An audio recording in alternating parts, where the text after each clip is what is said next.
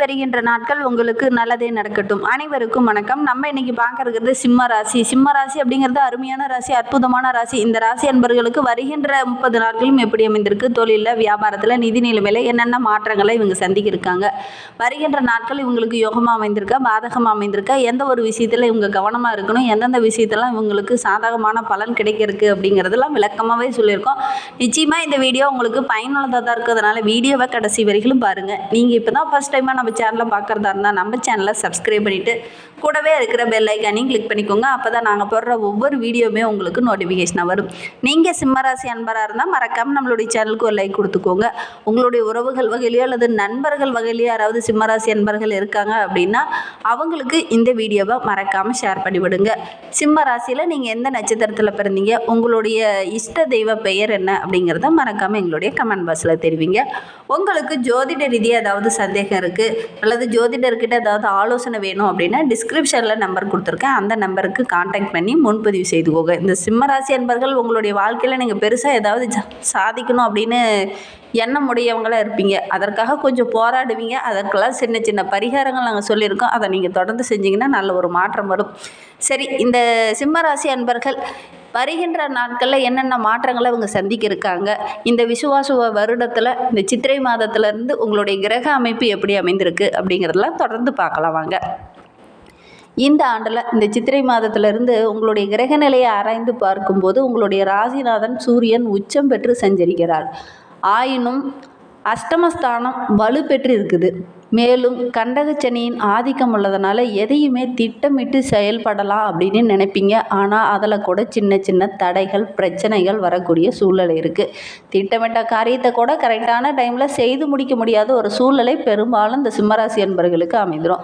நீங்கள் பொதுவாகவே ஒரு விஷயத்தில் இறங்குனீங்க அப்படின்னா உடனே அதற்கான பலன் கிடைக்கணும் அப்படின்னு நினைக்கக்கூடியவங்க. ஆனால் நீங்கள் முயற்சி பண்ணுற ஒவ்வொரு விஷயமே சின்ன சின்ன பிரச்சனையாக முடியும். அதனால் கொஞ்சம் கவனமாக இருங்க. இந்த காலகட்டத்தில் கொஞ்சம் கவனமாக இருங்க. அவசரப்பட வேண்டாம். முடிவுகளுக்கு கொஞ்சம் காத்திருக்க தான் வேணும்.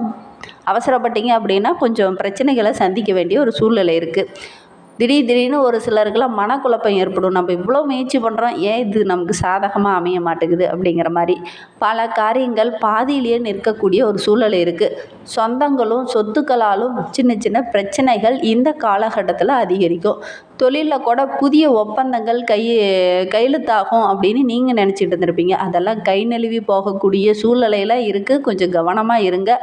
இதனால் மன அழுத்தம் அதிகமாகிறதுனால ஆரோக்கியத்துலேயும் கூட சின்ன சின்ன தொல்லைகளும் மருத்துவ செலவுகளும் வரத்துக்கான ஒரு சூழ்நிலை இருக்குது. அதனால் சிம்மராசி அன்பர்களை பொறுத்தவரையிலும் இந்த சனி பெயர்ச்சிக்கு அப்புறமே ரொம்ப பொறுமையாக இருக்கணும், நிதானமாக இருக்கணும். சனி பகவான் நிறைய உழைப்பை வாங்குவார். ஆனாலும் இந்த காலகட்டத்தில் நீங்கள் கடுமையாக உழைச்சாலும் கூட சின்ன சின்ன தடைகள் வரக்கூடிய சூழ்நிலை இருக்குது. ரொம்ப பொறுமையாக இருக்க, நிதானமாக செயல்பட்டீங்க அப்படின்னா கண்டிப்பாக வருகின்ற நாட்கள் உங்களுக்கு சாதகமாக அமையும். சித்திரை மாதம் 1ஆம் தேதி முதல் சித்திரை 27ஆம் தேதி வரை குரு சுக்கிர பரிவர்த்தனை இருக்குது. உங்களுடைய ராசிக்கு பஞ்சம அஷ்டமதிபதி விளங்கக்கூடிய குரு பகவான் தொழில் ஸ்தானத்தில் பரிவர்த்தனை யோகம் பெற்று இருக்கிறதுனால தொழிலில் நல்ல ஒரு முன்னேற்றம் இருக்கும். தொடக்கத்தில் கொஞ்சம் அச்சுறுத்தலாக இருந்தாலும் கூட முடிவில் பார்த்திங்கன்னா நல்ல ஒரு ஆதாயம் கிடைக்கக்கூடிய யோகம் இருக்குது. எதையுமே திட்டமிட்டு செயல்படுத்தணும் அப்படின்னு நினைப்பீங்க. இந்த டைமு திட்டமிட்டு செயல்பட்டால் கூட சின்ன சின்ன பிரச்சனைகள், இடையூறுகள் எல்லாம் வரும். இருந்தாலும் போராடி வெற்றி பெறக்கூடிய ஒரு யோகம் இருக்குது. முயற்சி பண்ணுங்கள். முயற்சி மட்டும் என்றைக்குமே கைவிட்டுறாதீங்க. முயற்சி செஞ்சுக்கிட்டே இருங்க. கண்டிப்பாக உங்களுக்கு இறுதியில் வெற்றி கிடைக்கும். இதுவரை முடிவடையாமல் இருந்த ஒரு விஷயம், ரொம்ப விரக்தியாக திருமணம் நடக்கலையே, எத்தனை முயற்சி பண்ணாலும் நமக்கு திருமணத்தில் சின்ன சின்ன தடைகள் வருதே அப்படின்னு நினச்சிக்கிட்டு இருந்தவங்க இந்த காலகட்டத்தில் திருமண பேச்சுவார்த்தையெல்லாம் நடைபெறக்கூடிய யோகம் இருக்குது. முயற்சி பண்ணுங்கள். நல்ல ஒரு வரன் அமையக்கூடிய யோகம் இருக்குது.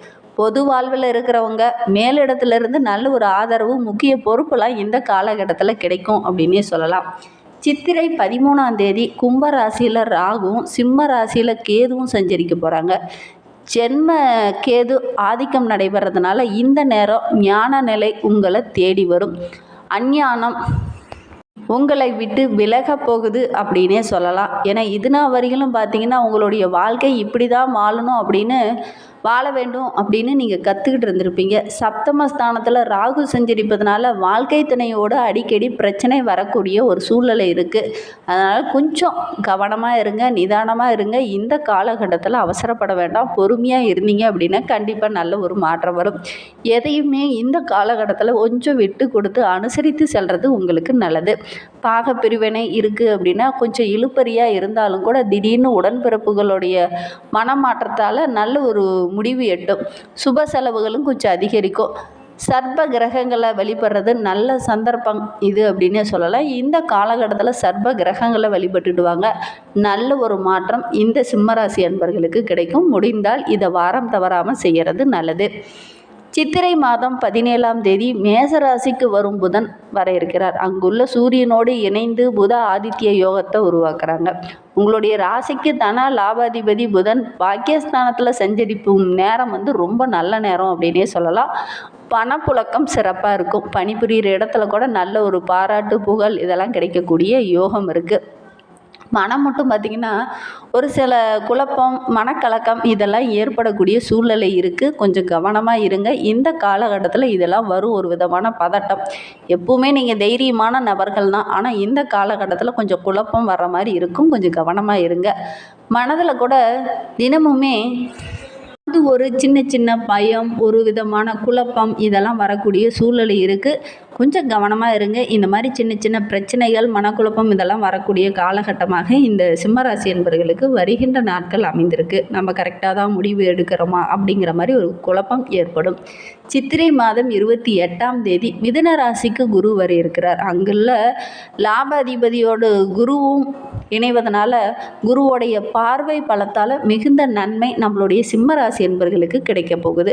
குறிப்பாக சகோதரர்களால் நல்ல ஒரு மேன்மை இதெல்லாம் கிடைக்கக்கூடிய யோகம் இருக்குது. உடன்பிறப்புகளுக்கு இல்லங்களில் ஏதாவது திருமணம் போன்ற சுபகாரியங்கள் இந்த காலகட்டத்தில் நீங்கள் முன்ன நின்று நடத்தக்கூடிய யோகம் இருக்குது.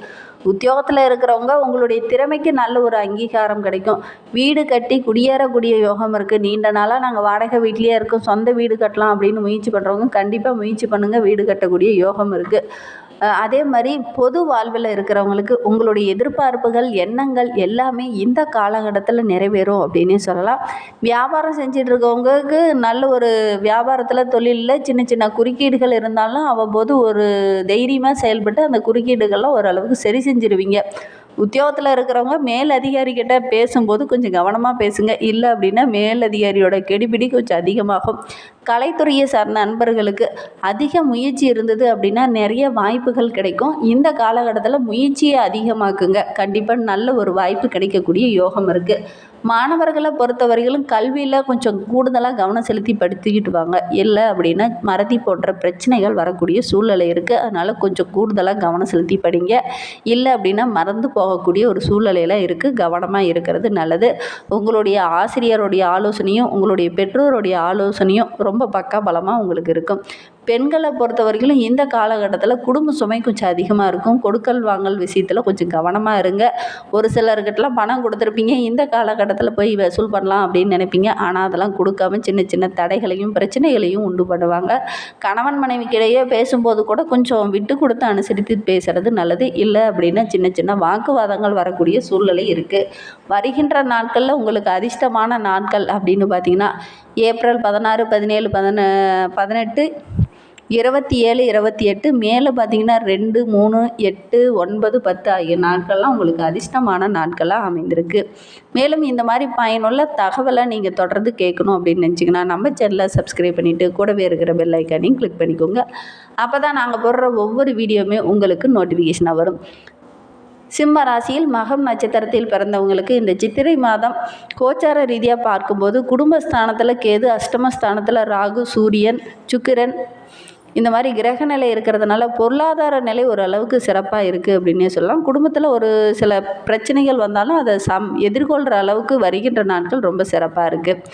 பூரம் நட்சத்திரக்காரர்களுக்கு வருகின்ற 30 நாட்களும் உங்களுடைய ராசிநாதன் சூரியன் வேலையை கரெக்டான நேரத்தில் செய்து முடிக்க வைப்பார். அரசு வழியில் கூட சின்ன சின்ன நெருக்கடிகள் இருந்தாலும் அதை சரி செய்ய வைப்பார். உத்திரம் 1ஆம் பாதத்தில் பிறந்தவங்களுக்கு அடுத்து வருகின்ற 30 நாட்களும் சூரிய பகவான் அஷ்டமஸ்தானத்தில் மறைவு பெறுவதனால எடுக்கிற வேலையை உடனடியாக செய்து முடிக்க முடியாமல் சின்ன சின்ன தடைகளை தாண்டி அதுக்கப்புறம் தான் செய்து முடிக்கிற மாதிரி இருக்கும்.